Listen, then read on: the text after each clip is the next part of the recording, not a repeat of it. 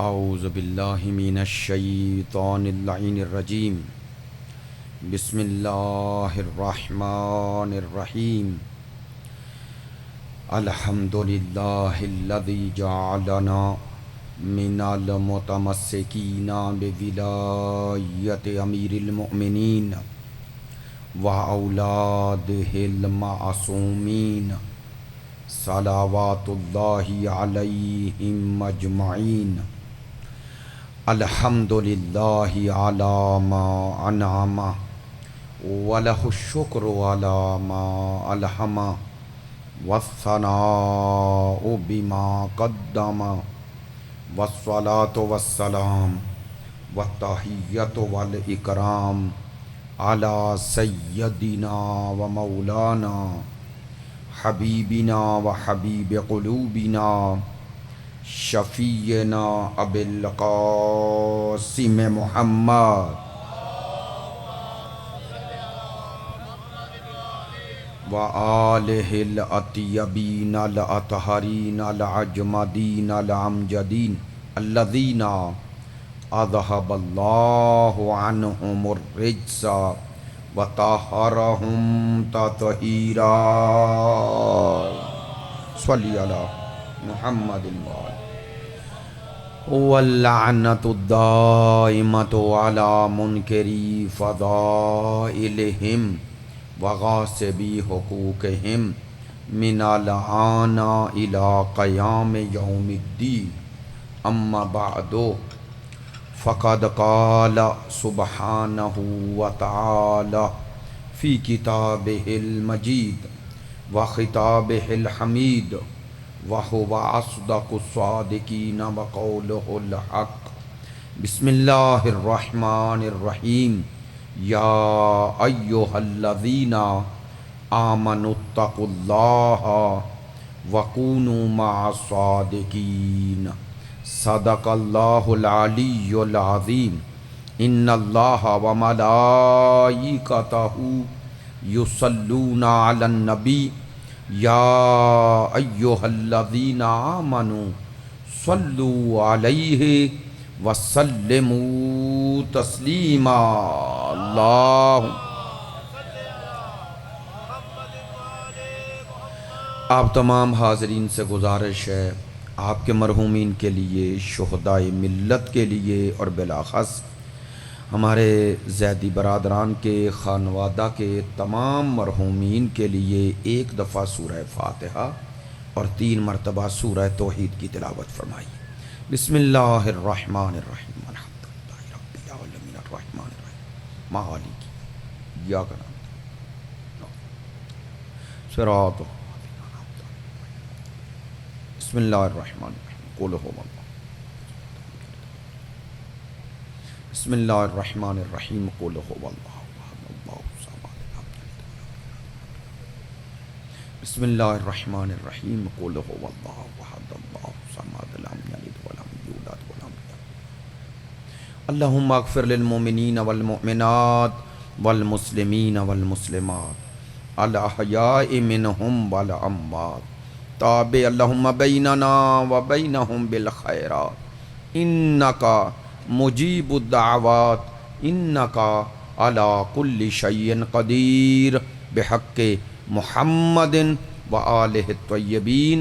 آپ حاضرین کی صحت و سلامتی کے لیے، مقامات مقدسہ کی حفاظت کے لیے، مجاہدین اسلام اور مدافعین حرم اہل بیت کی کامیابی و کامرانی کے لیے، دشمنان دین یزیدیت، ناصبیت، خارجیت کی نیستی اور نابودی کے لیے، تعجیل ظہور امام زمان کے لیے، ہمارے ملک کے استحکام کے لیے، مریضوں کی شفا یابی کے لیے، آپ کی ان مجالس میں شرکت کی قبولیت کے لیے، علماء کرام، مراجع عظام، عزاداران سید الشہداء، ماتمداران مظلوم کربلا، محبین اہل بیت کی توفیقات خیر میں اضافے کے لیے، ان تمام دعاؤں میں آپ کی دعائیں شامل کرتے ہوئے سب دعاؤں کی قبولیت بحق سید الشہداء بلند تر صلوات صلی علی محمد وآلہ۔ واجب الاحترام معزز و مکرم حاضرین مجلس، محبان اہل بیت، پیروان مکتب ولایت، عاشقان مکتب شہادت، پروردگار عالمین کے لطف و کرم سے آج دوسری نشست ہے اس خمسہ مجالس کی۔ عنوان گفتگو سورہ براءت یا سورہ توبہ کی آیہ نمبر 119 ہے، اور اس آیہ مجیدہ کے ضمن میں کل سورہ توبہ، سورہ براءت اور اس کے اس نام کی جہت اور اس میں جو پیام ہے وہ عرض کیا۔ ایک امیر المومنین سے جو اس سورہ کی ایک فضیلت کا جو پہلو اور ربط ہے وہ آپ کی خدمت عالیہ میں عرض کیا۔ آیہ مجیدہ پر گفتگو شروع کر رہے ہیں۔ پروردگار عالمین اس آیہ مجیدہ کا آغاز ایک خطاب سے کر رہا ہے، اور یہ خطاب اہل ایمان کو ہے۔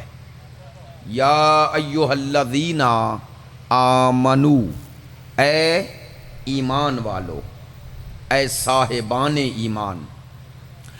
اگر آپ اس آیہ کی عظمتوں کو اور اس آیہ سے اس پہلو پہ غور کریں تو آپ کے لیے باعث فخر بھی ہے اور باعث اطمینان بھی ہے۔ اگر انسان تنہائی میں یہ آیہ پڑھے، پروردگار کہہ رہا ہے اے ایمان والو، بندے کے لیے اس سے بڑی سعادت کیا ہوگی کہ اس کا خالق اسے کوئی خطاب کرے، اور خطاب میں بھی اسے ایک لقب دے، ایک عنوان دے، ایک عزت دے، ایک مقام دے، ایک مرتبہ عطا کرے۔ آپ جانتے ہیں اور الحمدللہ اس حوالے سے کہ ہم اگر سورہ الحمد کے بعد سورہ بقرہ جہاں سے شروع ہوتی ہے وہ الف لام میم ذالک الکتاب، اس سے آگے پھر اگلے صفحے پر کم از کم جو قرآن مجید کا موجودہ صفحات ہوتے ہیں، تو یہ آیہ مجیدہ ہمیں نظر آتی ہے وَمِنَ النَّاسِ مَن يَقُولُ آمَنَّا بِاللَّهِ وَبِالْيَوْمِ الْآخِرِ۔ خداوند متعال کہہ رہا ہے انسانوں میں سے کچھ ایسے ہیں، آپ اگر قرآنی خطابات اور انسانوں کی تقسیم جو قرآن نے کی ہے اس پہ غور کریں تو انسان اللہ کی نظر میں اپنے عقیدے کی بنیاد پر، نظریے کی بنیاد پر چند حصوں میں تقسیم ہو جاتے ہیں۔ اسی تقسیم میں کافرین ہیں، انسانوں کی تقسیم میں مشرکین ہیں، منافقین ہیں، اور انہی میں مومنین ہیں۔ ایسا ہی ہے نا؟ یہ چار تقسیمیں خدا نے کی ہیں انسانوں کی، اور ان چار تقسیمات سے کوئی باہر نظر نہیں آئے گا۔ کافرین جو منکر ہیں، انکار کرتے ہیں، مشرکین جو انکار کے ساتھ ساتھ شرک کرتے ہیں، یعنی ایک طرح کا انکار ہے لیکن شرک کی جہت سے، خدا کے وجود اور خدا کے صفات و اوصاف میں شرک کرتے ہیں۔ منکرین یعنی کافرین عمومی ہے، مشرکین اس کافرین میں سے خاص ہو جاتا ہے۔ مشرک وہ ہے جو اللہ کے وجود کا قائل ہے لیکن شرک کے ساتھ، اس کے صفات و اوصاف میں بھی شرک کرتا ہے، خالقیت میں، ربوبیت میں اور عبودیت میں۔ کافرین، مشرکین اور پھر منافقین اور مومنین۔ دیکھیں یہ بھی قرآن مجید کی تقسیم ہے۔ مشرکین اور کافرین اسلام سے باہر ہیں، بیگانہ ہے، وہ اسلام کے دائرے میں آیا ہی نہیں، ایسا ہی ہے نا؟ لیکن مومنین اور منافقین دونوں پر چھتری ایک ہے، عنوان دو ہے۔ آپ نے توجہ فرمانی ہے، ان عناوین کو عام نہ سمجھیں، ان عناوین پہ غور کریں۔ یعنی اللہ کی نظر میں ایز اے انسان جو اس نے خلق کیا، انسان کو انسان ہونے کی جہت سے عزت دی، وقار دیا، توقیر دی، اسے اشرف المخلوقات بنایا۔ لیکن اس اشرف المخلوقات کو جو اشرف اور اعلیٰ اور عرفہ بنایا، اس کی بنیاد اور اساس صرف انسان ہونا نہیں رکھی، بلکہ ایسا انسان اشرف اعلیٰ اور عرفہ ہے جو اللہ کے دیے ہوئے معیارات پر پورا اترے۔ میری بات میں توجہ ہوگی، میں نے کل بھی عرض کیا تھا، کوشش ہوگی کہ اس خمسے میں تھوڑا سا ہم گفتگو کا دائرہ بلند کرتے جائیں، اور انشاءاللہ آپ متوجہ ہیں، اور مجھے اس حوالے سے کوئی اب مسئلہ ہی نہیں رہا، اور آپ گفتگو کا وہ لیول خود ہی وہاں پہنچے ہیں اور اس کو درک بھی فرماتے ہیں۔ میں اس لیے امید کرتا ہوں کہ اسی جہت سے ہم متوجہ رہیں گے۔ تو اب اگر آپ انسانوں کی تقسیم میں ان انسانوں کو جاننا چاہتے ہیں جو اللہ کی نظر میں کامیاب ہیں، کامران ہیں، تو وہ ایک ہی قسم ہے جسے اللہ نے اہل ایمان کہا ہے۔ خدا فرما رہا ہے یہ تین قسمیں میری نظر میں وہ ہیں جو اس مطلوبہ کمال کو حاصل نہیں کر سکے جو میں نے انسان کے لیے مقرر کیا ہے۔ یا ایھا الذین آمنوا، اے ایمان والو۔ اب میں اس کا ترجمہ ایسے بھی کرتا ہوں چونکہ آیت میں خطاب ایسا ہے، اے ایمان والو، اے دعوی ایمان رکھنے والو، اے اہل ایمان میں شامل ہونے کی تگودو کوشش کرنے والو، اے اہل ایمان میں شامل ہونے کی آرزو رکھنے والو۔ یہ سارے ترجمے صحیح ہیں چونکہ بعد والی دو حکم اسی حقیقت کو واضح کر رہی ہیں۔ اے ایمان والو کیا کرو؟ اب آئیں، اتقوا اللہ۔ پہلا حکم پروردگار دے رہا ہے، کوئی بندہ نہیں۔ اے ایمان والو خطاب کیا اور اس کے بعد ارشاد فرمایا اتقوا اللہ، اے ایمان والو تقوی اختیار کرو۔ بس نہ وکونوا مع الصادقین، اور سچوں کے ساتھ ہو جاؤ۔ بتوجہ فرمائیں گے، میں نے کیوں عرض کیا تھا اے ایمان میں داخل ہونے کی آرزو رکھنے والو، اے اہل ایمان میں شامل ہونے کی تگودو کرنے والو، اے وہ دو لوگوں جو چاہتے ہو کہ ہم اس قسم میں، اس کیٹیگری میں شامل ہو جائیں، تو کرو کیا؟ اس لیے کہا ہے۔ توجہ فرمائیں، اتقوا اللہ ایک حکم، کونوا مع الصادقین دوسرا حکم۔ توجہ ہے؟ سوال کیوں میں نے یہ کیا، اور اس سوال میں ہی جواب ہے۔ علماء نے یہ سوال خود کیا ہے اور اس کا جواب دیا ہے۔ کیا سوال؟ کہ خدا کہہ رہا ہے ایمان والو پہلے، پھر کہہ رہا ہے اتقوا اللہ، پھر کہہ رہا ہے کونوا مع الصادقین۔ کیا کوئی ان دو اوصاف و صفات کے بغیر بھی اہل ایمان بن سکتا ہے؟ توجہ نہیں ہوئی، آسان کروں، یعنی آیا تقوی کے بغیر بھی مومن بن جاتا ہے؟ آیا صادقین کی اتباع کے بغیر بھی حصول ایمان ممکن ہے؟ آپ کا جواب نفی میں ہے، ایسا ہی ہے نا؟ تو نفی میں جواب درست ہے، کیوں؟ تو پھر کیوں پہلے کہا اہل ایمان، پھر کہا متقی بن جاؤ، پھر کہا اہل صادقین کے ساتھ ہو جاؤ؟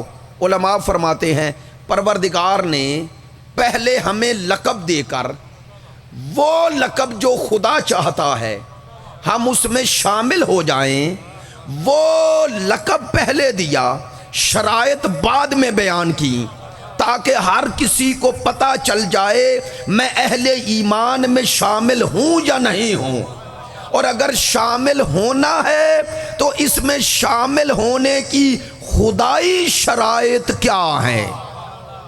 توجہ ہے؟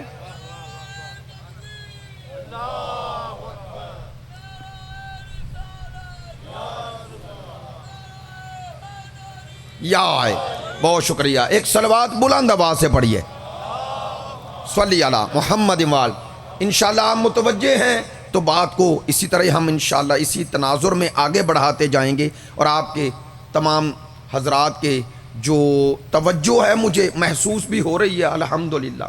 میں نے جو جملہ عرض کیا اس کی معنویت اور اس کا اصل ہدف جو بعد میں حکم دیے اس کا پہلے ذکر کر دیا. یعنی گویا خدا کہہ رہا ہے میں چاہتا ہوں تم اہل ایمان میں آ جاؤ، اور اگر آنا ہے تو کرو کیا؟ یہ دو کام کرو. ایک تقوی اختیار کرو، اتقوا اللہ. آئیں بھائی، آج اسی جملے کی وضاحت عرض کرنی ہے. اتقوا اللہ، اللہ کی نسبت متقی بن جاؤ. میں نے 3 دفعہ ترجمہ عربی کا عربی میں کیا. کیوں کیا؟ تاکہ آپ تک یہ بات پہنچاؤں اور آپ متوجہ ہو جائیں. کیا خدا کہہ رہا ہے اے ایمان والو اتقوا اللہ، متقی بن جاؤ. تو اب تقوی کا ترجمہ کیا ہے؟ میں چاہتا یہ ہوں آج کی اس مجلس میں تقوی کے اس معنی کی وضاحت کروں جو عموماً ہم سنتے ہیں اور ترجمے میں استعمال ہوتا ہے. چاہتا یہ ہوں اس کی وضاحت عرض کروں. وہ کیا ہے؟ آپ اگر موجودہ قرآن مجید میں کسی کا ترجمہ بھی لے لیں تو آپ کو یہی معنی ترجمے میں نظر آئے گا. اتقوا اللہ کا اللہ سے ڈرو، یہی آ رہا ہے نا، اللہ سے ڈرو. آئیں اب یہ لفظ ڈرو کی وضاحت کرنی ہے. اس سے ڈرنے کا معنی کیا ہے؟ متوجہ ہیں؟ خدا سے ڈرنے کا معنی کیا؟ کیوں میں چاہتا ہوں اس کی وضاحت عرض کروں؟ چونکہ اسی میں عظمت تقوی موجود ہے، اور وہ حقیقی معنی اگر آج ہم تک پہنچ گیا تو کافی حد تک ہم تقوی کی حقیقت تک پہنچنے کی کوشش کریں گے. اب آپ نے توجہ فرمانی ہے. میں نے کیوں عرض کیا کہ ڈرنا لفظ یا اللہ سے ڈرو، اس میں جو لفظ ڈرنا آ رہا ہے، خوف آ رہا ہے، اس خوف کا معنی کیا ہے؟ اب توجہ فرمائیں گے. میں نے جو باتیں کرنی ہیں کہ اس ڈرنے میں ایک راز پوشیدہ ہے. ایک ہے منفی معنی ڈرنے کا، ایک ہے مثبت معنی. منفی معنی کیا ہے؟ جو لفظ خوف میں منفی معنی ہے، نیگیٹو ہے، وہ کیا ہے؟ وہ یہ ہے کہ بعض اوقات ہم بعض چیزوں سے خوف زدہ ہیں، لیکن اس خوف کا سبب ہماری جان کو نقصان کا خطرہ ہے. اس کے پیچھے جو ریزن ہے، جو سبب ہے، وہ ہماری جان کو نقصان کا خطرہ ہے، پھر ڈرتے ہیں. چلے میں مثال دیتا ہوں اگر بات نہیں پہنچی تو. مثال کے طور پر حشرات الارض میں بعض کیڑے مکوڑے ایسے ہیں کہ انسان ان کی نسبت اپنے دل میں ایک خوف رکھتا ہے. بچھو ہے، سانپ ہے یا نہیں؟ درندوں میں شیر ہے اور دوسرے زہریلے جانور یا کیڑے مکوڑے، درندہ صفت ہیں یا نہیں؟ انسان بچھو سے، سانپ سے، شیر سے یا اس طرح کی چیزوں سے خوف زدہ ہوتا ہے. وہ خوف کا سبب کیا ہے؟ آپ کا جواب ایک ہی ہوگا، سانپ سے ہمیں خطرہ ہے. کس کا؟ نقصان کا، جان کو نقصان کا خطرہ ہے. اسی طرح بچھو سے، وہ زہریلے، وہ درندہ سے خطرہ ہے نا. تو اس لیے خطرہ ہے کہ وہ نقصان پہنچاتے ہیں. اچھا انسانوں میں آ جائیں، آپ ہر انسان سے ایک جیسا خوف تھوڑا ہی رکھتے ہیں. اگر انسان کہیں جا رہا ہے اور خدا نہ کرے کوئی ڈاکو آ جائیں، ان کے پاس اسلحہ ہو، وہ تان لیں، تو انسان اس کی نسبت ایک خوف اپنے دل میں رکھتا ہے یا نہیں؟ رکھتا ہے نا. کیوں؟ آپ کہیں گے نقصان کا خطرہ ہے. بے توجہ رہے میری بات پہ. ظالموں سے جب طاقتور ظالم ہو جائیں تو وہ ڈراتے ہیں اپنی طاقت سے، انسانوں کو نہیں ڈراتے، خوف زدہ کرتے. تو ان کی نسبت جو خوف ہمارے دل میں ہے، چلو میں مثال آج نہیں دیتا، بنو امیہ اور بنو عباس سے لوگ ڈرتے تھے. تو ان سے ڈرتے کیوں تھے؟ نقصان کا خطرہ تھا، ظلم کا خطرہ تھا. لے مثالیں ہو گئی. کہنا کیا چاہتا ہوں، آپ کے اور میرے دل میں ان کی نسبت جو خوف ہے، اس خوف کا سبب خطرہ ہے نقصان کا. بے توجہ، اگر اللہ کی نسبت بھی یہی نظریہ ہو جائے تو یہ اس کی عظمتوں کے ہی منافی ہے. جزاک اللہ، سلامت رہیں. آپ متوجہ ہیں، آخر تک دوست میرے ساتھ ہیں، اس لیے میں بہت مطمئن ہو کے یہ بات کر رہا ہوں، اگر خدا کی نسبت یہ خطرہ ہے کہ وہ نقصان دے گا تو نعوذ باللہ یہ تو تقوی کا منفی معنی ہو گیا، اس میں عظمت کہاں رہ گئی؟ لو جملہ آپ جلدی اس کو اس جہت سے پک کر لیں گے، بھائی وہ تو ذات کتنی رحمان و رحیم ہے، اس کا ذکر تو بعد میں کرتا ہوں، اس نے جن کو بنایا اپنے نمائندے، وہ اتنے کریم ہیں، اتنے کریم ہیں کہ حر انہیں قتل کرنے آتا ہے اور ایک معافی مانگتا ہے اور وہ اسی حر کو جہنم کے دھانے سے کھینچ کر جنتی بنا دیتے ہیں ایک شب میں۔ ایسا ہوتا ہے یا نہیں؟ تو جس کے بنائے ہوئوں کا اتنا کرم ہے، اتنے کریم ہیں، وہ بنانے والا۔ چلے آئیں تھوڑا سا ہم اس کو، چونکہ عظمت تقوی آپ تک پہنچانی ہے اس لیے یہ باتیں کر رہا ہوں، آئیں وہ رحمان و رحیم کی نسبت تقوی کا کون سا معنی ہم نے دل و دماغ میں لانا ہے، اس کی وضاحت عرض کر رہا ہوں، کون سا معنی لانا ہے۔ چلیں اس کی رحمت، اس کی مہربانی، اس کے رحیم اور کریم ہونے کو انسان اس دنیا میں آ کر محسوس نہیں کرتا، آنے سے پہلے ہی محسوس کر لیتا ہے۔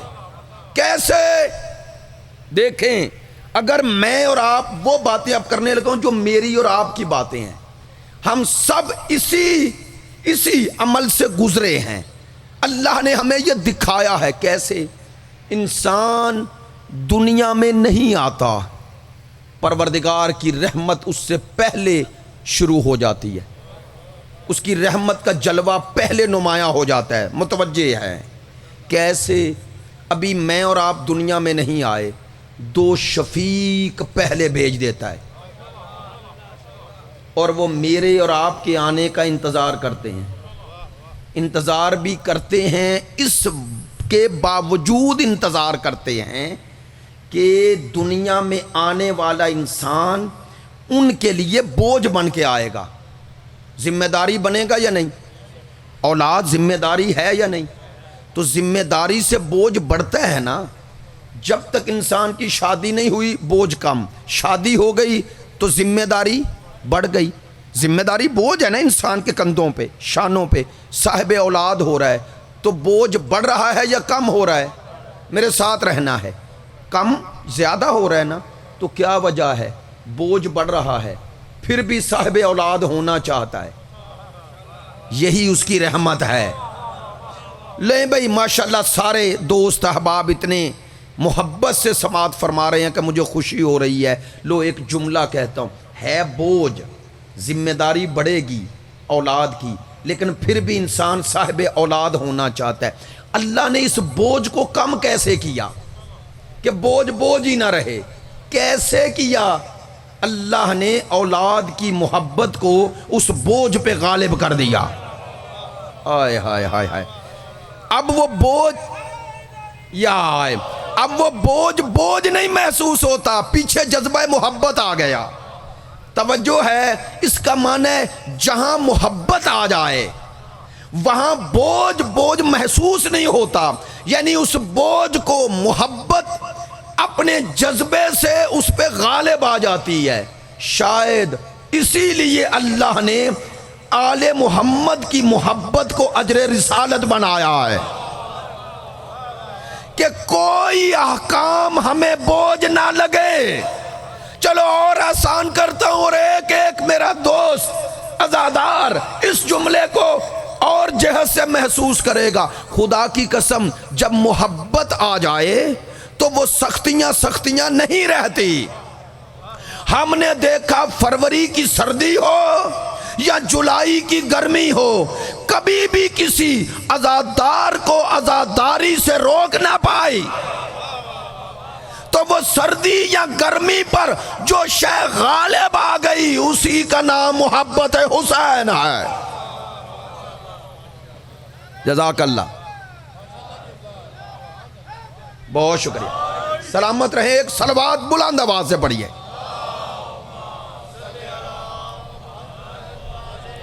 چلیں اللہ کی رحمت اور مہربانی کو ہمارے وجود میں یہ میں وہ مثالیں دے رہا ہوں جسے پڑھنے کی ضرورت نہیں، ہم سب اسی سے گزرے اور آج ہماری اولادیں ہمارے سامنے ہیں، تو اللہ ہمیں یہ دکھا کیا رہا ہے، یہ عرض کر رہا ہوں۔ تقوی کا معنی اس کے بعد ہی آپ کی خدمت میں روشن ہو جائے گا۔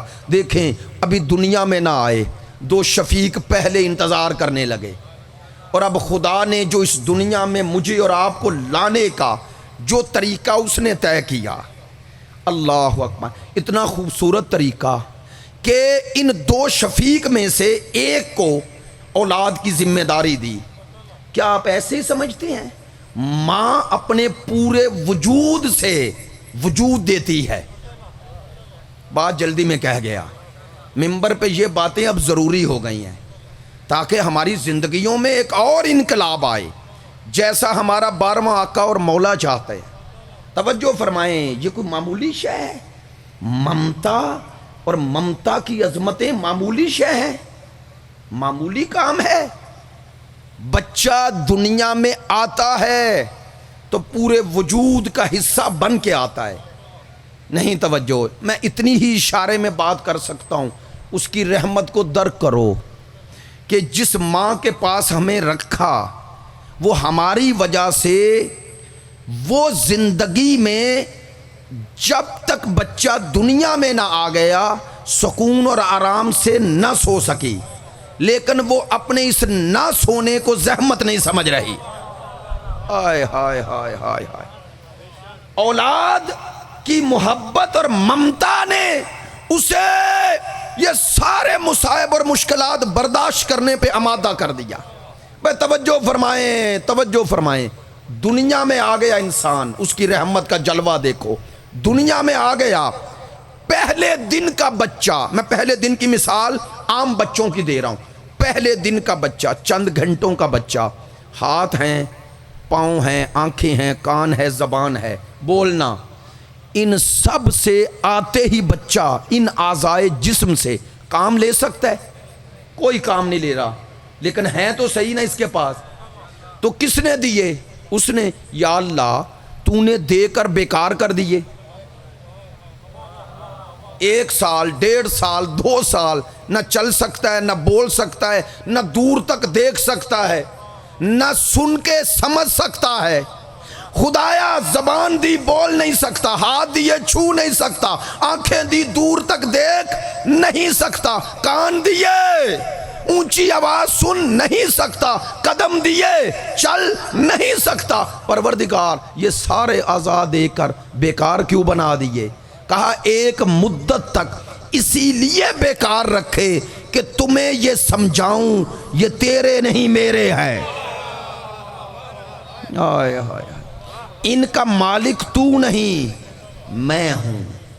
خدا چاہتا ہے، مجھے اور آپ کو یہ درس دے رہا ہے، خدا کہتا ہے جب ان اعضاء میں صلاحیت، اہلیت، طاقت، قوت، قدرت آ جائے تو اب انہیں سوچ سمجھ کے استعمال کرنا۔ میں جملہ جلدی میں کہہ گیا، خدا نے کہا زبان بولنے لگے تو بولتے ہوئے دیکھ لینا، کہاں چپ رکھنی ہے، کہاں بولنا ہے، نہیں توجہ ہوئی۔ خدا نے کہا جو رشتے اس دنیا میں تجھ سے پہلے ہیں ان کا حیا کرنا، اور جو میں نے بنا کے بھیجے ہیں ان کے سامنے بھی بولتے ہوئے سوچنا۔ ہائے ہائے ہائے ہائے، انشاءاللہ اس کی وضاحت کروں گا، ابھی آپ میرے ساتھ رہیں۔ ایک جملہ کہنا چاہتا ہوں، لیکن اس کی قدرتیں اور اس کی قدرت کے ساتھ ساتھ اس کی رحمت کو محسوس کرو۔ بھائی توجہ، الحمدللہ آپ ہیں، بچہ آیا، دنیا میں آیا، پہلے دن کا بچہ بول نہیں سکتا۔ ایک جملہ کہہ رہا ہوں، اگر آپ نے اس کی عظمت کو درک کیا تو لطف اٹھائیں گے۔ یہ جو بچہ آیا ہے نا دنیا میں، یہ ماں باپ کی اولاد بعد میں ہے، اس کی مخلوق پہلے ہے۔ آئے ہائے، وہ نہ دیتا تو اولاد کی شکل میں آتا نہ آتا نا، تو مخلوق پہلے ہے، خالق نے پہلے خلق کیا پھر ماں باپ کو دیا۔ یعنی کہنا یہ چاہ رہا ہوں وہ مخلوق کو اس رخ میں دنیا میں لایا، تو لانے والا تو وہی ہے نا۔ توجہ فرمائیں، اب زندہ بھی اسی نے رکھنا ہے جس نے دیا ہے، اس مخلوق کو بھیجا ہے، لیکن زندہ رہے کیسے؟ اس کے پاس اعضاء ہیں، ان سے تو کوئی کام لے نہیں سکتا۔ توجہ رہے، بڑا پیارا جملہ آ گیا۔ اس کو رزق چاہیے نا، زندگی کا ذریعہ چاہیے۔ یا اللہ تو نے زندہ رکھنے کا ذریعہ رکھا؟ کہا غور تو کر، ابھی دنیا میں نہیں آیا، میں نے اس کا رزق پہلے بھیج دیا، اور جس کے پاس اس کا رزق رکھا، توجہ، اس کے اندر ایک جذبہ پیدا کیا۔ کون سا؟ ممتا۔ وہ ممتا کیا ہے؟ کہا ممتا ہے میری رحمت کا جلوہ۔ کاش میری بات پہنچ جائے۔ رحمت ہے، ممتا ہے میری رحمت کا جلوہ۔ توجہ، یا اللہ اس کے پاس اس کا ذریعہ حیات تو بچے کا ہے، لیکن ماں کو متوجہ کیسے کرے؟ یہ بول تو سکتا نہیں۔ اللہ نے کہا میں نے فطرت میں ایک زبان رکھ دی، اس زبان کا نام ہے گریا، رونا۔ یہ رویا اور ماں متوجہ ہو گئی، اور اسے وہ دے دیا جو اس کی زندگی کا سبب بن رہا ہے۔ تو یہ روئے گا، ماں اسے رزق دے دے گی، رزق کی وجہ سے یہ زندہ رہے گا۔ تو اس کا سبب حیات جس کے پاس رکھا، اسے بلانے والی زبان کا نام گریا رکھا، رونا رکھا، تو کم از کم یہ تو ثابت ہو گیا کہ رونے سے زندگی ملتی ہے۔ یہ رویا اور ماں کی ممتا نے اسے اپنی طرف جذب کیا۔ لو ایک جملہ اور، تمام دوست، میں یہ تفریق ہی نہیں کروں گا، ماشاءاللہ سب متوجہ ہیں، لیکن دوستوں کے لیے جب میں کہتا ہوں لفظ توجہ تو وہ عادتاً نہیں کہتا، میرے نزدیک اس جملے کی اہمیت اتنی ہوتی ہے، محسوس نہ کیا کریں، معذرت چاہتا ہوں، اس لیے کہہ رہا ہوں۔ بھائی یہ بچہ رویا، ماں نہیں، ممتا متوجہ ہوئی۔ ممتا ہے رحمت، اس کی رحمت کا جلوہ۔ تو اللہ نے سمجھایا جب بھی میری رحمت کو متوجہ کرنا ہو تو رو لینا۔ آئے ہائے ہائے، جب بھی میری رحمت کو جلب کرنا ہو رو لینا۔ لیکن ایک بات تو کہوں گا، یہ جو ماں کی ممتا ہے، یہ رحمت ہے، یہ ماں بچے کی حیات کا ذریعہ، وسیلہ ہے، لیکن خدا تو نہیں نا۔ بولیں تو صحیح میرے ساتھ، خدا ہے؟ کوئی مسلمان یا کوئی انسان ماں کو خدا مانتا ہے، لیکن بچے کی حیات کا وسیلہ، ذریعہ ہے یا نہیں؟ اور اگر کوئی بہت بڑا مواحد بن جائے اور اپنے بچے کو لے کے اپنی بیوی سے لے کر چھت پہ چلا جائے اور یوں بلند کر لے اور آوازیں لگائے، خدایا میں نے اپنی بیوی اور اس کی ماں کو وسیلہ نہیں بنانا، تو مجھے بلا واسطہ رزق دے، معذرت چاہتا ہوں، بول کے بتائیے گا جسارت کی معذرت، اگر وہ بچہ خدا نہ کرے مر جائے تو قاتل کون ہے؟ باپ قاتل ہے نا، ہے یا نہیں؟ اس کی موت کا سبب کون بن رہا ہے؟ بھائی یہ تو بڑا نیک کام کر رہا تھا، یہ تو کہہ رہا تھا یا اللہ تو دے، مجھے غیر اللہ چاہیے ہی نہیں، اور آپ اور میں سمجھ رہے ہیں اور درست سمجھ رہے ہیں یہ قاتل ہے۔ کیوں سمجھ رہے ہو یہ قاتل ہے؟ چونکہ اس نے اس نظام کا انکار کیا ہے جو خدا نے بنایا ہے۔ لو لیکن سوال تو یہی باقی ہے، دلیل لے جانا آج۔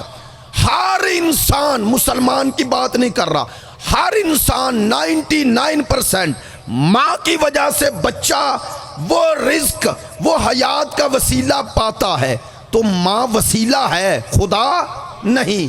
سوال ہے اسے وسیلہ مان کر بھی ہم مشرک کیوں نہیں بنے؟ یہ وسیلہ بھی ہے اور شرک بھی نہیں۔ پتہ ہے جواب کیا ملتا ہے؟ جواب یہ ملتا ہے کہ اسے وسیلہ ہم نے نہیں بنایا، خدا نے بنایا ہے۔ لو آج یہی دلیل کافی ہوگی اگر پہنچ گئی، بس ثابت ہو گیا جسے اللہ وسیلہ بنائے اسے ماننا شرک نہیں، نہ ماننا شرک ہے۔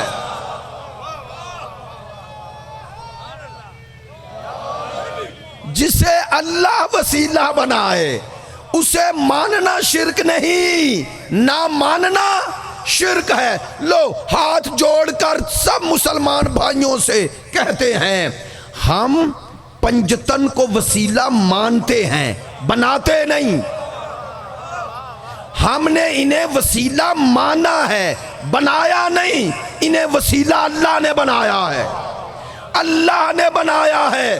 ہم مصطفیٰ سے، مرتضیٰ سے، سیدۃ النساء سے، حسن مجتبیٰ سے، حسین شہید کربلا کو وسیلہ جو مانتے ہیں، سنو، ہم نہیں بنا رہے، اللہ نے بنایا، اللہ نے بنایا۔ اگر کسی کو دلیل چاہیے کہ اللہ نے بنایا تو کہاں دلیل ہے؟ لو دلیل وہ دے رہا ہوں جس کا کوئی انکار نہ کر سکے۔ اگر یہ اللہ کے بنائے ہوئے وسیلے نہ ہوتے تو نماز اس کی اور درود ان پر نہ ہوتا۔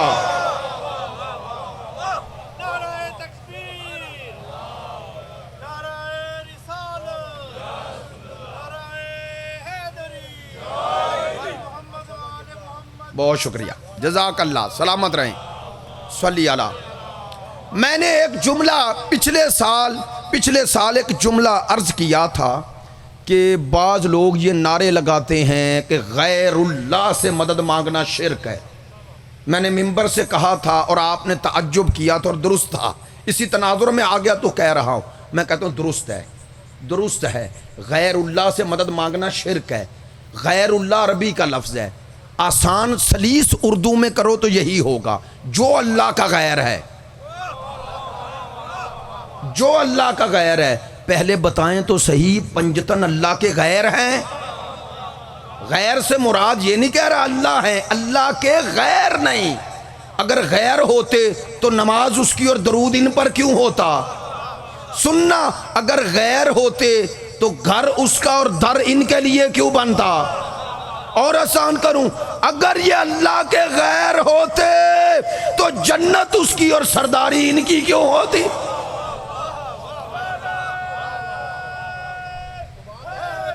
بہت شکریہ۔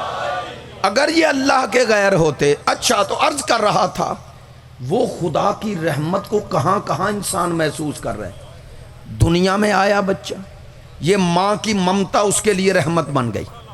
ماں کا ذکر ہو رہا ہے، ایک روایت ذکر کرتا ہوں ہم سب کے لیے۔ سرکار دو عالم کے پاس ایک صحابی آیا،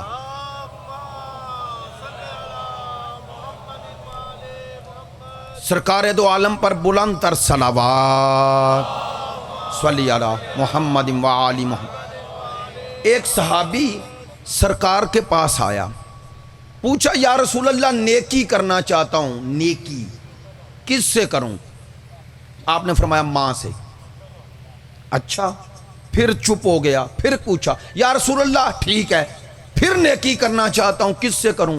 فرمایا اموں کا، اپنی ماں سے کر۔ 2 دفعہ پھر پوچھتا ہے، 2 دفعہ ہو گیا، تیسری دفعہ کس سے نیکی کروں؟ فرمایا اموں کا، اپنی ماں سے۔ میری بات پہ متوجہ ہیں؟ 4تھی دفعہ پوچھا کس سے نیکی کروں؟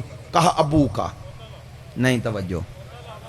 3 دفعہ جواب میں کہا ماں، 1 دفعہ کہا باپ۔ اس کا معنی یہ نہیں کہ باپ کی عظمت کم کی، یہ عدل ہے، جس کی جتنی زیادہ زحمت ہے اللہ نے اس کو اتنا مقام دیا ہے۔ البتہ اس کا یہ معنی نہیں کہ اتنا ناانصافی ہے، یہ عظمت بتا رہے ہیں۔ ایک صحابی ہے سرکار کے پاس آیا، کہنے لگا یا رسول اللہ، والدہ عمر کے آخری حصے میں چلی گئی، عمر کے آخری حصے میں اس کو کھانا نہیں کھا سکتی، دانت نہیں رہے، میں اس کو چباتا ہوں اپنے منہ میں، اس کے منہ میں غذا ڈال یا نرم ترین غذا اس کو کھلاتا ہوں، جب بھی اسے کہیں جانا ہوتا ہے میں اٹھا کے لے جاتا ہوں، میں اسے یا رسول اللہ جہاں کہتی ہے اٹھا کے لے جاتا ہوں۔ اور ایک یہ بھی ہے الفاظ کہ میں حج پر بھی آپ کے ساتھ اٹھا کے لے گیا، اٹھا کے اپنے شانوں پہ، یا رسول اللہ میں نے حق ادا کر دیا؟ سرکار نے فرمایا اتنی جلدی؟ ابھی تو وہ حق بھی ادا نہیں ہوا جب تو شکم میں تھا اور تیری وجہ سے وہ پہلو نہیں بدلتی تھی۔ یہ اسلام، اسلام ہے، اسلام رشتوں کا تقدس ہے۔ اس میں اکثر چہرے دیکھ رہا ہوں، آپ کی آنکھوں میں آنسو ہیں، خدا کی قسم ممبر سے کہہ رہا ہوں، ممبر سے کہہ رہا ہوں، نوجوانوں سے ہاتھ جوڑ کے کہہ رہا ہوں، سب بھائیوں بزرگوں، میری بات کی بزرگ تائید کریں گے۔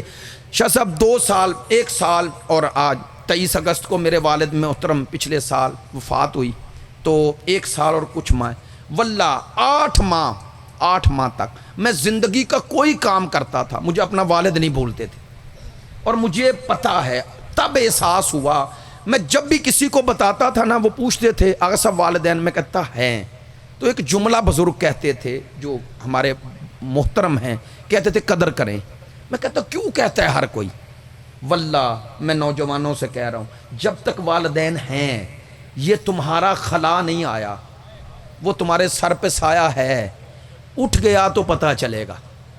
ہمارے علاقے میں ایک ذمہ دار تھا بہت بڑا، والد صاحب اس کے 90-93 سال عمر پائی، تو ظاہر ہے بڑا بیٹا وہ بھی تقریباً اب وہ وفات پا گئے، رونے لگے۔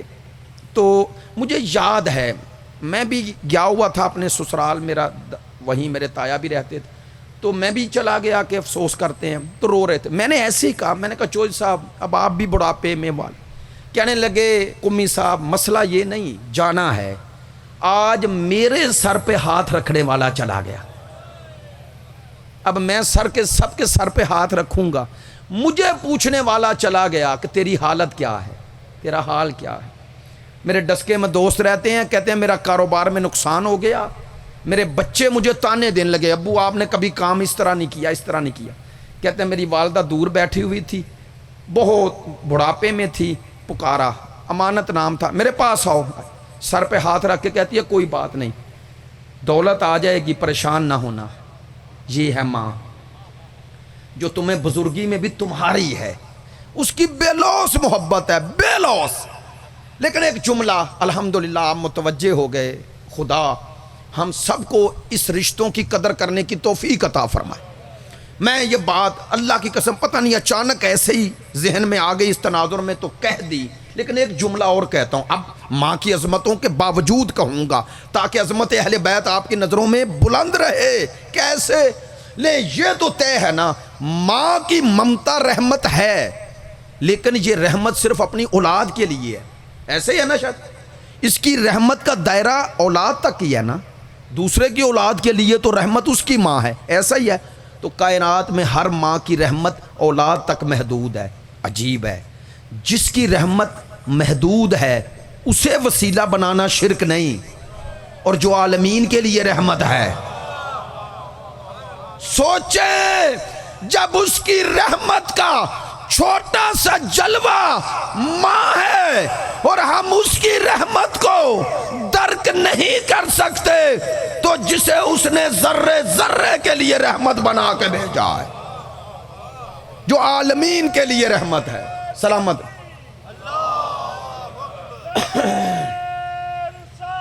یا رسول اللہ،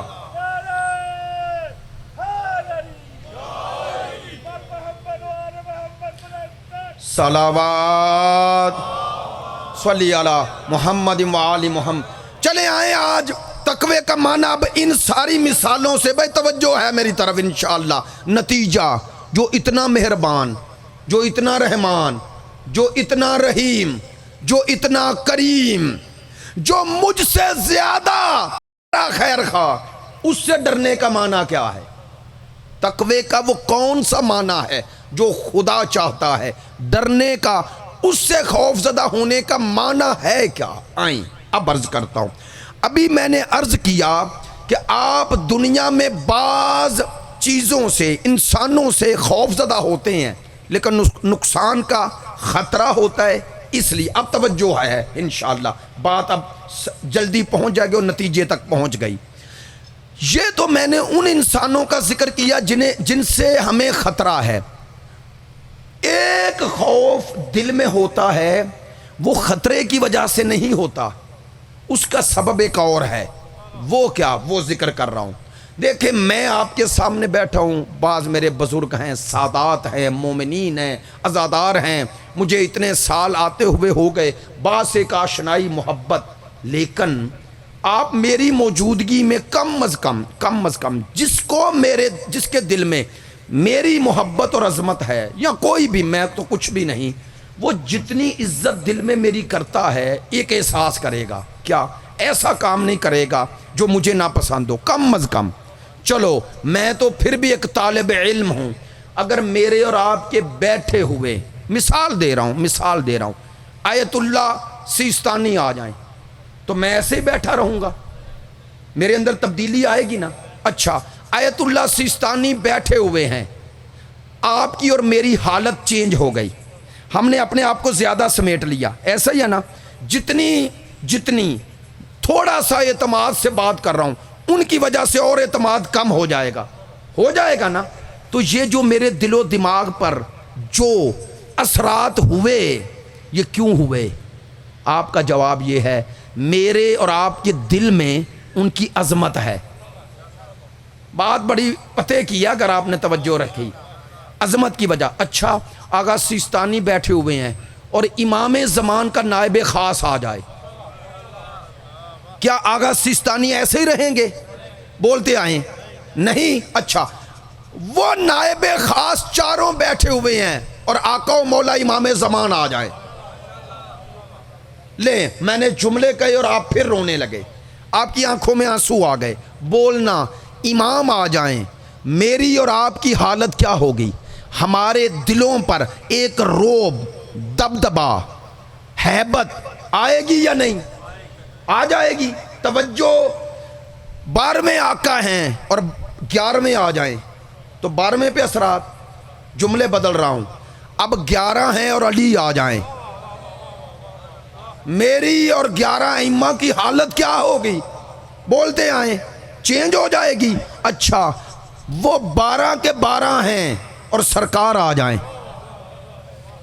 تو میں نے یہ مثالیں دی، آپ نے میری تائید فرمائی، جیسے جیسے ان ہستیوں کی میں نے طرف نسبت دی، آپ کی حالت تبدیل ہوتی گئی، حالانکہ وہ سامنے نہیں ہے۔ میں دعا میں جب کہتا ہوں تعجیل ظہور امام زمان، آپ میں سے اکثر لوگوں کے جو سر ہیں جھک جاتے ہیں، تو بولیے گا یہ جتنا آپ کے دل پہ میرے دل پہ ہیبت طاری ہوتی ہے، یہ ہیبت ان سے نقصان کا خطرہ ہے نہیں نا؟ کیا ہے اس کا سبب؟ عظمت۔ ایسا ہی ہے، جتنی دل و دماغ میں عظمت بڑھتی گئی، اتنا ہی ہمارے وجود میں ان کی نسبت خشوع، انکساری، خضوع بڑھتا گیا۔ لو آج کی مجلس کا نتیجہ، جتنی ہم سب کے دلوں میں 14 کی عظمت ہے، سوچو 14 کے دل میں اس کی کتنی عظمت ہے، اس خداوند متعال کی کتنی عظمت ہے۔ یہ معنی ہے، خدا کہتا ہے اے ایمان والو اللہ سے ڈرو کا معنی کیا؟ یہ معنی نہیں جو کسی سے نقصان کا خطرہ ہوتا ہے، یہ ہے اے ایمان والو جو اتنا رحمان، جو اتنا رحیم، جو اتنا کریم، جو اتنا مہربان ہے، اس کی پرواہ کرو، اس کی پرواہ کرو۔ اور یاد رکھیے گا، میری بات کی تائید فرمائیں گے بزرگ خصوصاً، انسان پرواہ کرتا ہی اسی کی ہے جس کی دل میں عظمت ہو۔ نہیں توجہ ہوئی؟ یا دل میں عظمت ہو یا انسان کے لیے وہ اہم ہو، اہمیت ہو۔ اور انسان کسی کی پرواہ تب نہیں کرتا جب یا پیچھے جہالت آ جائے یا انسان کے دل سے اس کی عظمت اور اہمیت ختم ہو جائے۔ ہاتھ جوڑ کے کہہ رہا ہوں، یہ معنی ہے متقی، یعنی جو اللہ کی پرواہ کرتا ہے، جو یہ نہیں کہتا کہ یہ کام کر رہا ہوں ہے اس کے مخالف پھر بھی کر رہا ہوں۔ توجہ ہے؟ اللہ کو گناہ سے زیادہ گناہ پر اترانا، اکڑنا، یہ بڑا گناہ ہے۔ کیوں؟ گناہ میں نافرمانی ہے۔ گناہ پر اترانا اور اصرار کرنا یہ صرف گناہ نافرمانی نہیں، یہ بغاوت ہے۔ بات توجہ ہے؟ امام حسین یزید کو گناہگار سمجھ کے نہیں آئے، باغی سمجھ کے آئے ہیں۔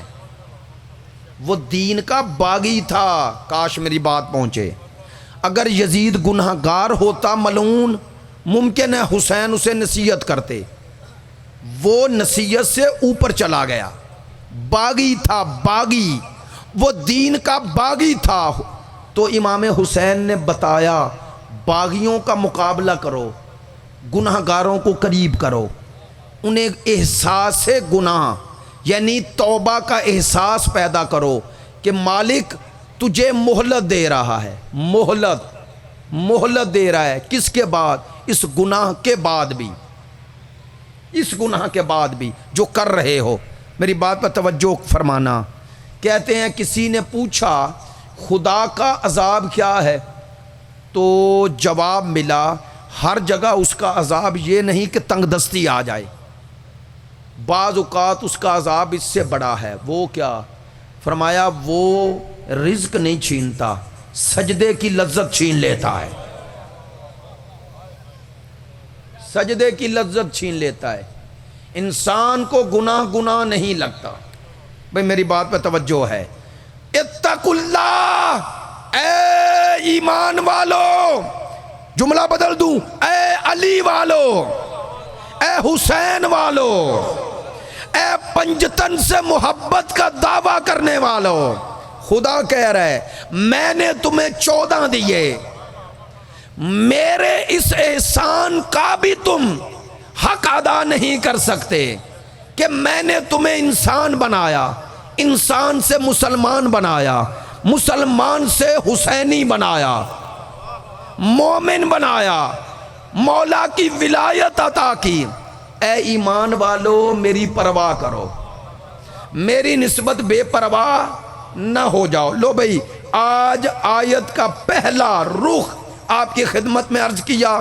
مجھے معلوم ہے کہ یہ گفتگو عموماً مزاجوں کے مطابق نہیں ہوتی، لیکن الحمدللہ آپ نے آخر تک توجہ سے سماعت فرمائی، اور کل کی میری بات محسوس نہیں کیجئے گا، لیکن میں نے اسی لیے عرض کی تھی۔ الحمدللہ اکثریت شروعی مجلس میں تشریف لے آئے، جس سے مجھے یہ احساس ہوا کہ آپ مادی رزق سے زیادہ معنوی رزق کو اہمیت دیتے ہیں، اور آپ کو اس تبرک سے زیادہ یہ تبرک چاہیے۔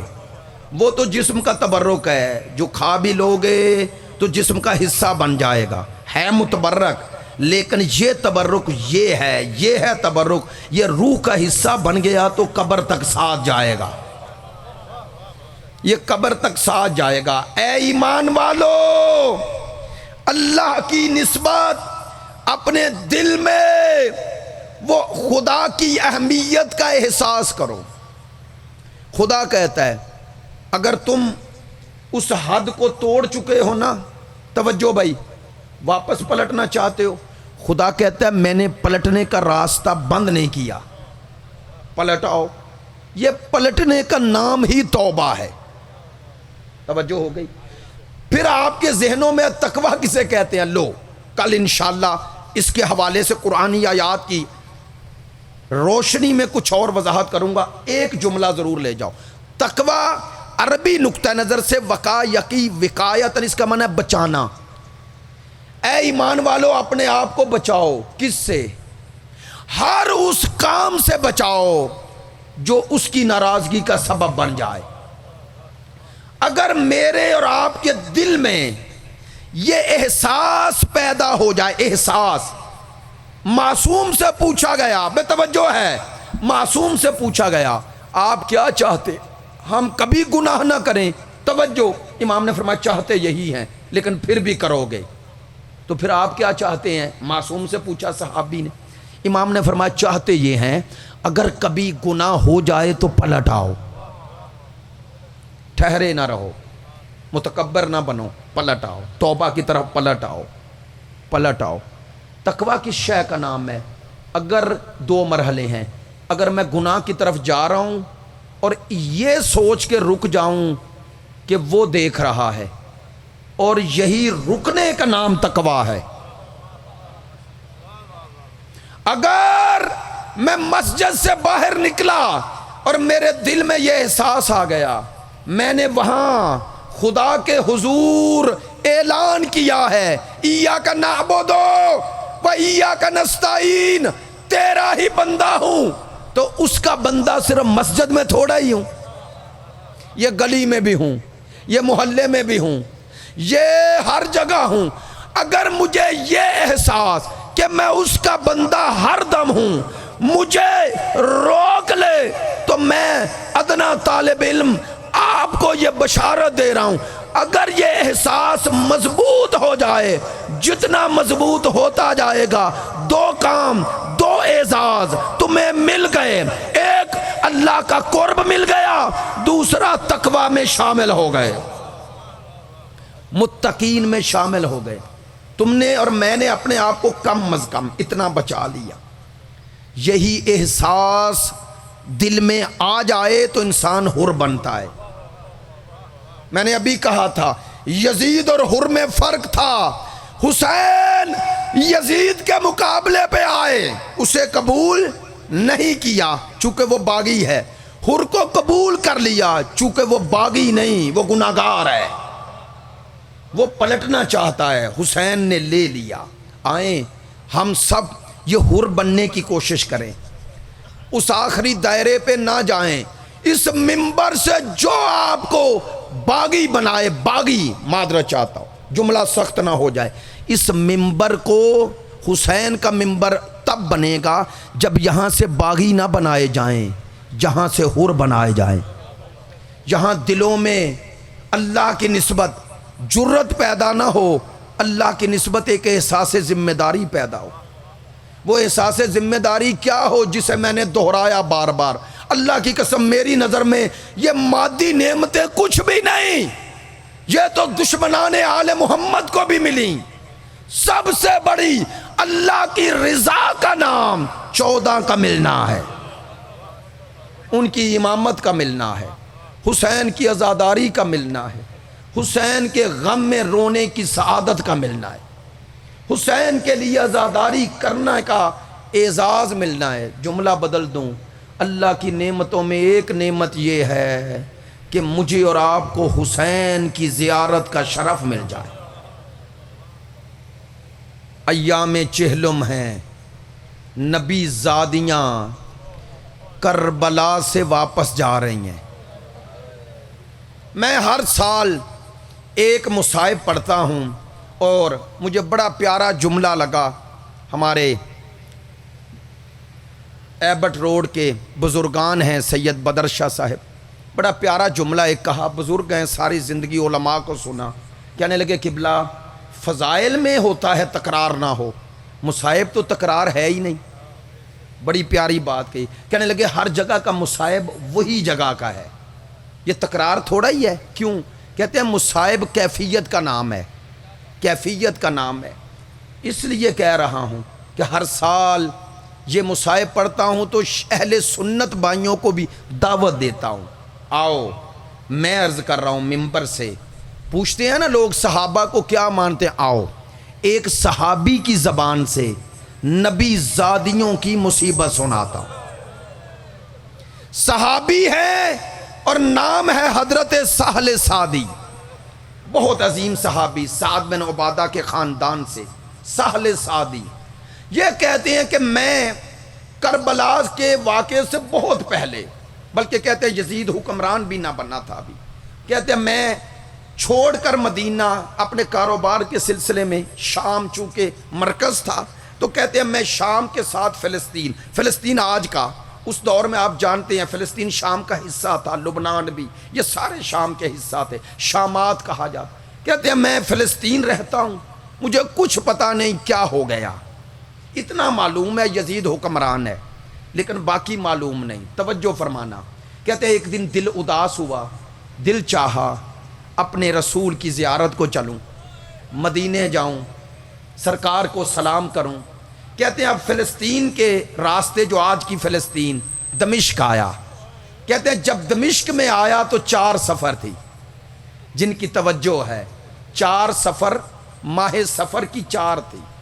کہتے ہیں میں جیسے دمشق میں داخل ہوتا ہوں دیکھتا ہوں بازار خالی ہیں، لوگ فاخرہ لباس پہن کے ایک طرف جا رہے ہیں. کہتے ہیں میں نے سوچا اسلام کی کوئی عید سفر کے مہینے میں نہیں، پھر یہ فاخرہ لباس، خوشی کے آثار، اس کا سبب کیا ہے؟ کہتے ہیں ایک شامی پاس سے گزرا، میں نے آواز دی، میرے قریب آیا، میں نے کہا یہ فاخرہ لباس، یہ خوشی کے آثار، سبب کیا ہے؟ کون ہو؟ میں صحابی رسول سہل سعدی ہوں. کہتے ہیں میرا یہ کہنا تھا، اس شامی کا لہجہ بدلا، کہنے لگا اگر صحابی ہے تو شام چھوڑ دے. کہتے ہیں میں نے اس کے جواب میں کہا میرا شام رہنے کا کوئی ارادہ نہیں، لیکن سبب بتائے گا؟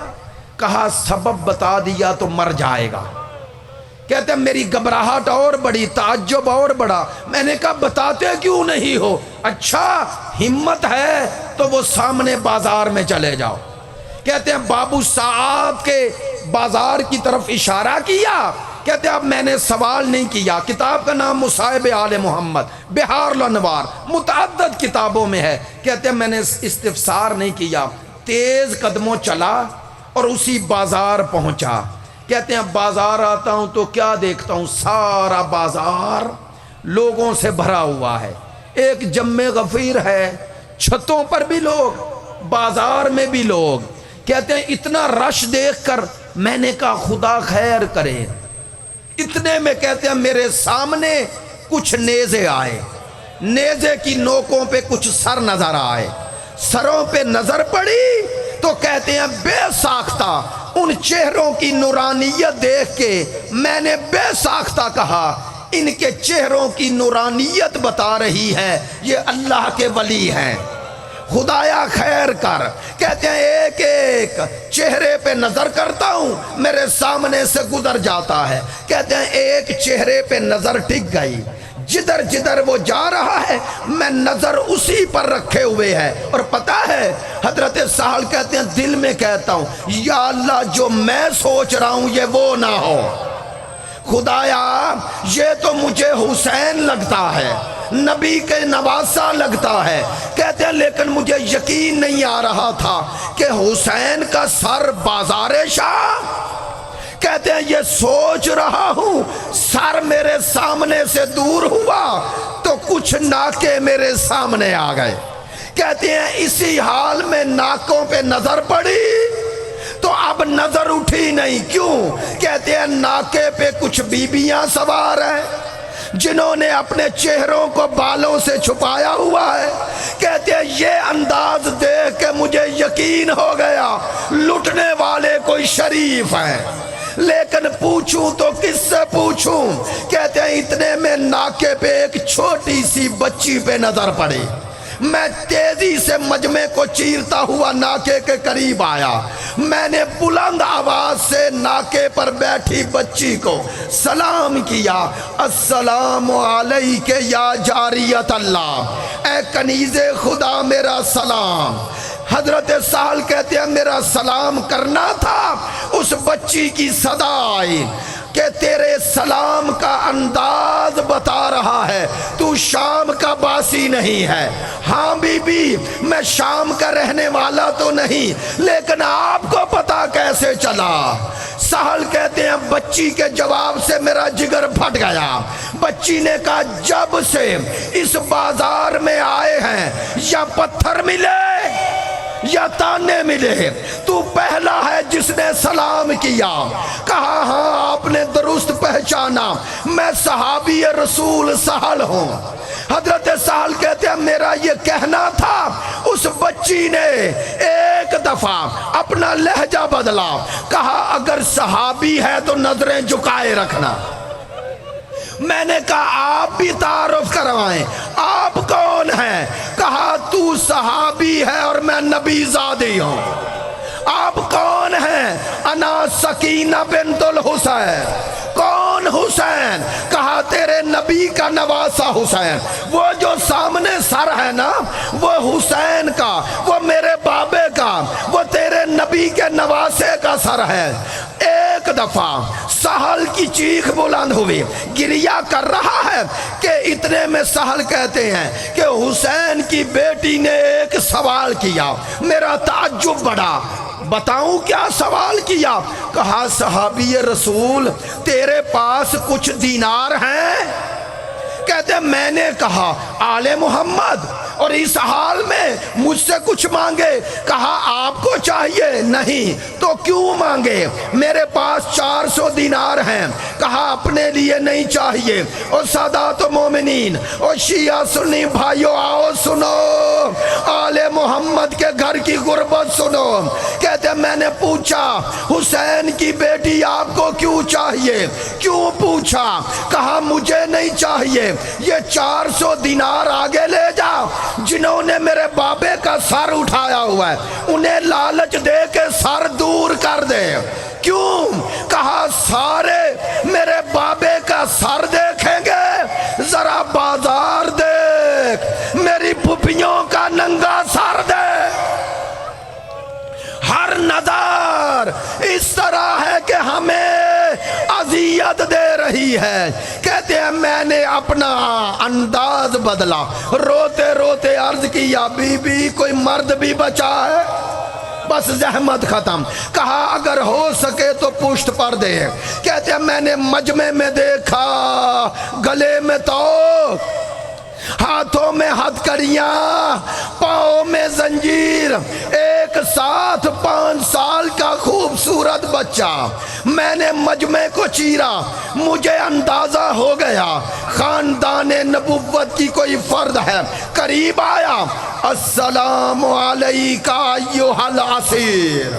کہتے ہیں وہی جواب آیا، اس عالم غربت میں سلام کرنے والا تو کون ہے؟ کہا صحابی رسول سہل ہوں، آپ تعارف کروائیں۔ کہا پہچانا نہیں؟ نہیں پہچانا۔ کہا انا علی ابن الحسین۔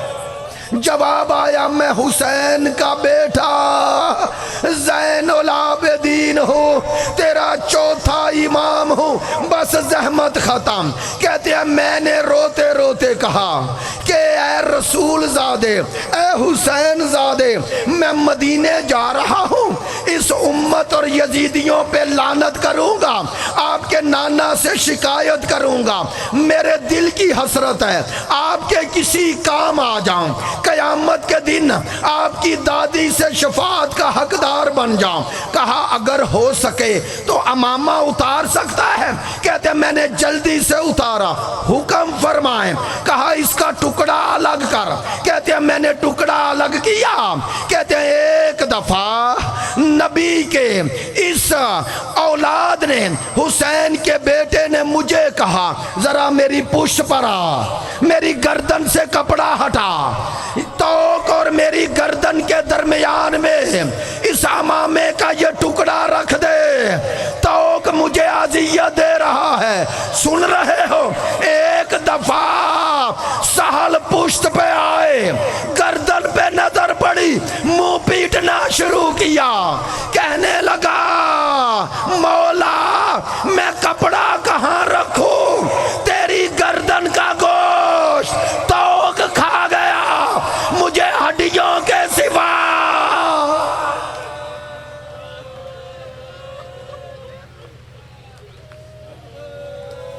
الا لعنت اللہ علی القوم الظالمین۔